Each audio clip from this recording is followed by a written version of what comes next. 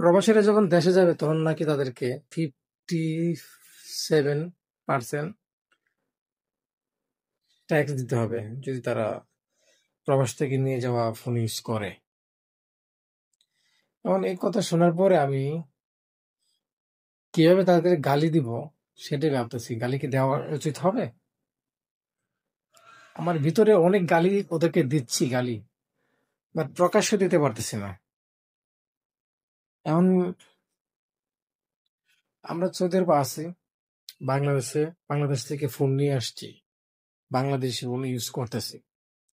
Saudi সরকার তো আমাদের কাছ থেকে ট্যাক্স চাচ্ছে না যে তোমরা বাংলাদেশ থেকে আসছো প্রবাসী, আমার দেশে থাকতেছো, তোমরা ইউজ করতেছো মোবাইল, তাই না? ইউজ করো, আমাকে ট্যাক্স দাও। তারা তো ট্যাক্স চাচ্ছে না। তোরা বাংলাদেশিরা, তোরা মুখটা খারাপ করতাম কিভাবে? তোরা কি জন্য ট্যাক্স চাচ্ছিস? তোদের কি ভিক্ষা চাচ্ছিস? সেটা বল, ভিক্ষা দাও, ভিক্ষা দাও, 55% ভিক্ষা দাও। ভিক্ষা চাই, ভিক্ষা মনে হয় আমার কাছে।